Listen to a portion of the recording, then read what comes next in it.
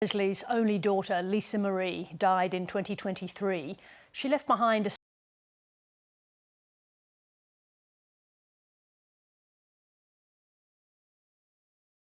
her mother, Priscilla Presley, a brief marriage to Michael Jackson, her battles with addiction, and losing her only son, Ben, in 2020. Actor Riley Keough is Lisa.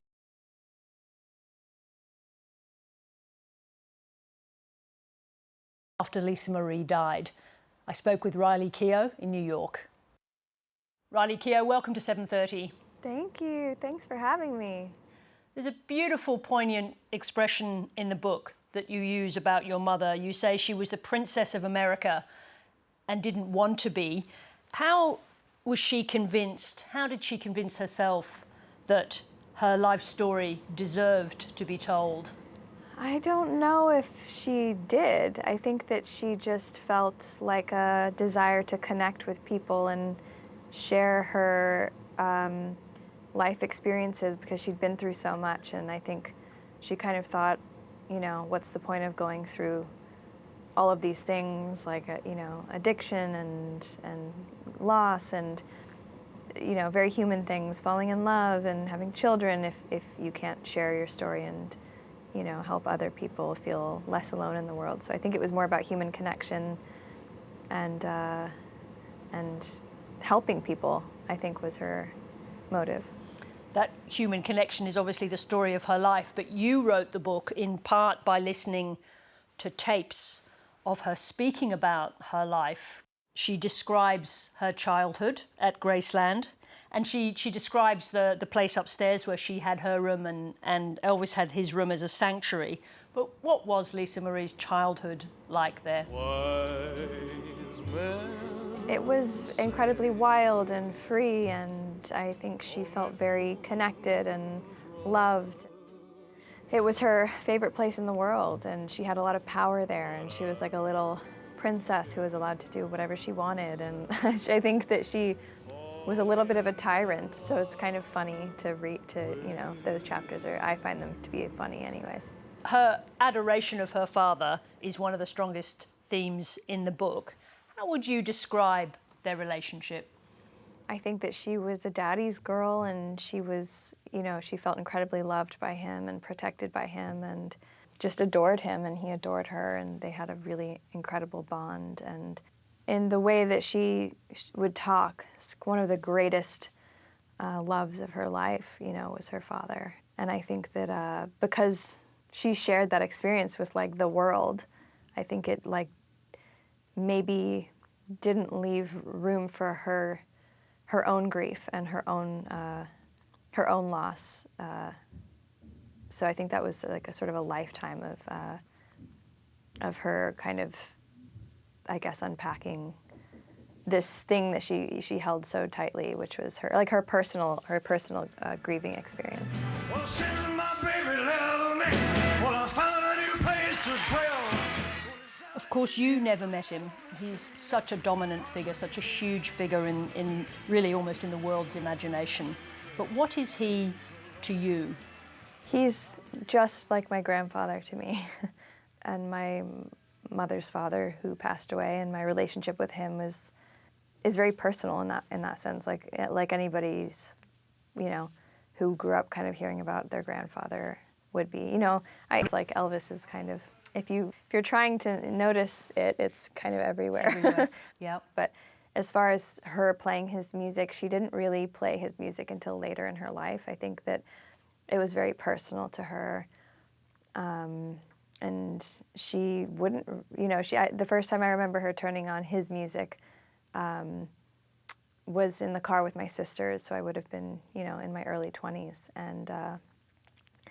and she put on the radio and said, you know, this is your grandfather singing, and I'd never heard her or seen her put his music on, so it was like I remember it vividly, and that's in the book as well. What's it like for you now, Graceland? When you go back there, what are the feelings that you have about that place?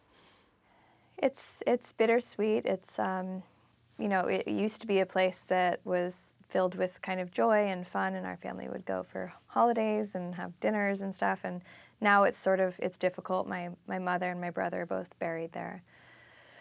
So it's definitely an emotional experience, but I try to still have like joyful moments with my family there and keep that alive, because I think that's important. So you can still feel the original magic that she had there? I can, and I don't know if it's because I know about it or because Graceland is a special place, but I really do feel like it's got a really special energy in the house. It's a real thing, energy. It's very hard for outsiders to understand the unique otherness, the weirdness of fame. Was that part of the attraction of Michael Jackson to your mother, that he was from that same world? I don't think that was one of the reasons that she wanted to be in a relationship with him. I think that having that sort of lifestyle in common was probably like a shared experience that they had. But I don't think that was like the reason that she liked him. She liked him because she liked him, right? She liked him because she liked him, yeah. What kind of a presence was he in your recollection? You know, he was my stepfather, so he was in my home, and it was like a kind of, it sounds kind of silly to say, but it felt like a pretty normal experience with a stepfather.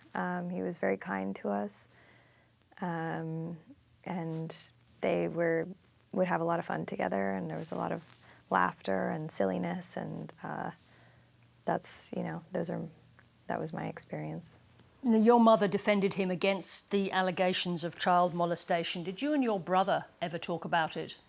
No, we never talked about it. She said in the book that she had never, you know, seen anything, and that was kind of all she says in the book. But no, my brother and I never discussed that. Not a topic in the family? No, it wasn't, actually. In the book, you describe a rapprochement between your mother and Priscilla, obviously after a very difficult relationship. There's a song that Lisa Marie wrote about it, which you quote in the book. The lyrics say she has forgiven her. Had she, or was it too late for forgiveness? I think that song is it, to me, feels like the truest form of their relationship, and you know, I think it's pretty common in your life with your parents to have phases where you're, you know, not doing as well, where you're closer, and they were just, you know, like regular parents and daughters in that way. But for the most part, I would say that song, to me, represents like the truth underneath their relationship, and I always thought it was really beautiful. Your mother technically died from complications after surgery, but actually you say you believe she died of a broken heart after your brother died. Yeah.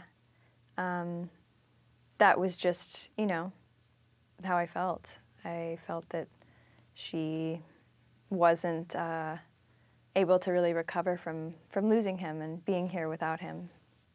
Now, you say you spent years trying to understand, and I'm quoting you here, the profound sense of unworthiness that Lisa Marie felt.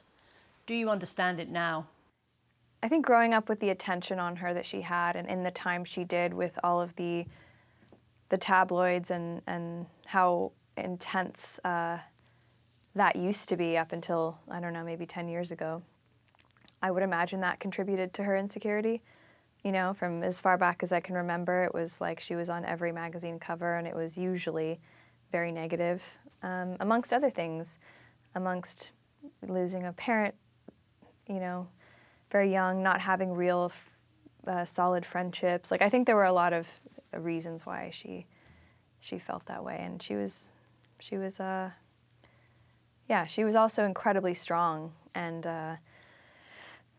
wildly truthful and honest and present in a way that was really incredible. So she wasn't just insecure.